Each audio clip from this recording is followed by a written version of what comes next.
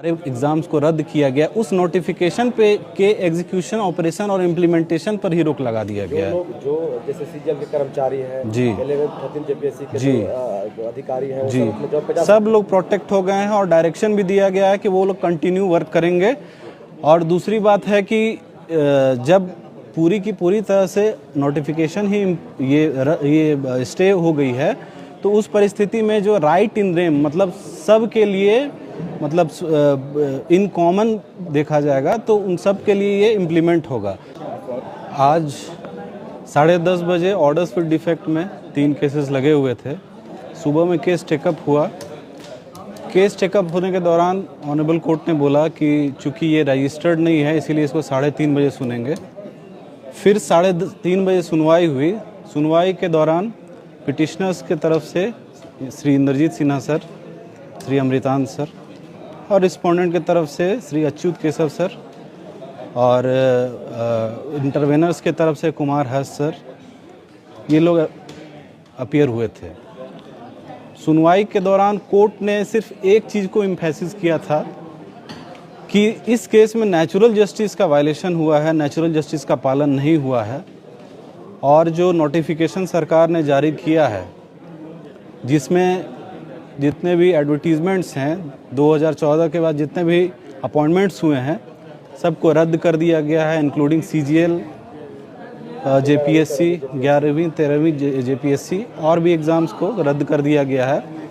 तो honourable court ने कहा कि आपने जो भी किया है उस पर हम क्वेश्चन नहीं कर रहे हैं, लेकिन आपका जो तरीका था, जो वे था, वो गलत था, क्योंकि आपने नेचुरल जस्टिस का वायलेशन किया है कि you can not terminate a person without following the due process of law and the natural justice should be followed.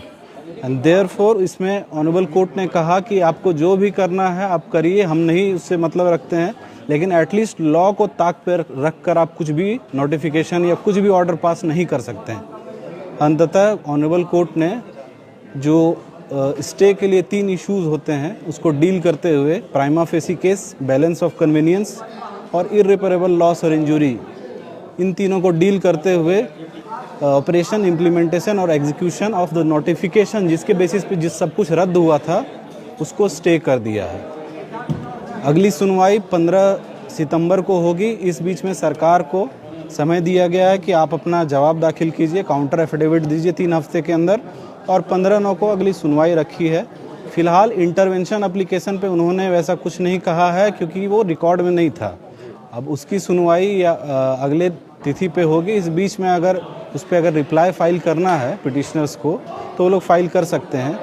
और अगर कोई इसमें इंटरवेनर बनना चाहते हैं, जिसको अपनी बात रखनी है कोर्ट के सामने कि इसमें उनके साथ गलत हुआ है या फिर अपॉइंटमेंट से रिलेटेड कुछ ऐसा कुछ हुआ है जिसमें उनका भी राइट अफेक्ट हुआ है, तो वो लोग इंटरवेंशन फाइल कर सकते हैं। साथ साथ इसमें एक चीज़ और है कि जितने सीट्स हैं उसमें 40%, 50%, 60% हो सकता है कि इसमें इस तरह के मैल प्रैक्टिसेस हुए हों। तो उस पर ऑनरेबल कोर्ट ने कहा है कि उस मैल प्रैक्टिसेस में जो भी इन्वेस्टिगेशन आएगा, रिपोर्ट आएगा, उससे finally subject to the outcome प्रभावित होगा केस। लेकिन इसमें ऐसा कुछ नहीं हुआ है, किसी पे स्पेसिफिक एलिगेशन लगाने से किसी का गिल्ट साबित नहीं होता है। तो जब तक गिल्ट नहीं साबित हो जाए तब तक किसी को उसके बिना गलती के नो फॉल्ट लायबिलिटी पे बेसिस पे उसको रिमूव कर देना, टर्मिनेट कर देना, वो सही नहीं है। सेकेंडली कि ये रेगुलर अपॉइंटमेंट का मैटर है, इसमें बिना उनको अपॉर्चुनिटी ऑफ हियरिंग दिए, बिना प्रोसीजर ऑफ लॉ फॉलो किए हुए, बिना डिपार्टमेंटल इंक्वायरी किए हुए रिमूव नहीं किया जा सकता, टर्मिनेट नहीं किया जा सकता। लेकिन इसमें वही चीज़ हुआ है कि बिना अपॉर्चुनिटी ऑफ हियरिंग दिए हुए, बिना लॉ को पालन किए हुए, without following the basic principle of law and procedures of law, उन लोगों को टर्मिनेट नहीं किया जा सकता, क्योंकि ये रेगुलर अपॉइंटमेंट है।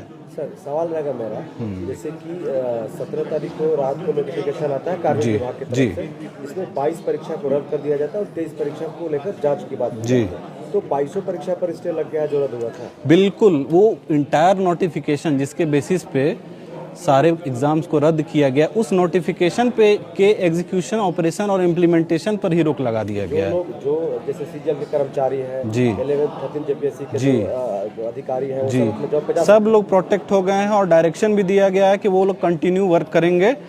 और दूसरी बात है कि जब पूरी की पूरी तरह से नोटिफिकेशन ही ये स्टे हो गई है, तो उस परिस्थिति में जो राइट इन रेम मतलब सब के लिए मतलब इन कॉमन देखा जाएगा, तो उन सब के लिए ये इम्प्लीमेंट होगा, न कि किसी पर्टिकुलर पर्सन या पिटिशनर्स के लिए, वो सब पर लागू होगा।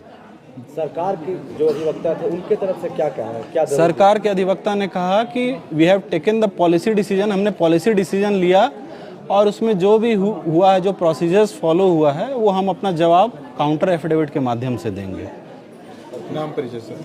मेरा नाम अनुज कुमार त्रिवेदी हुआ, मैं अधिवक्ता हूँ हाईकोर्ट में ही, यहीं झारखंड हाईकोर्ट में ही।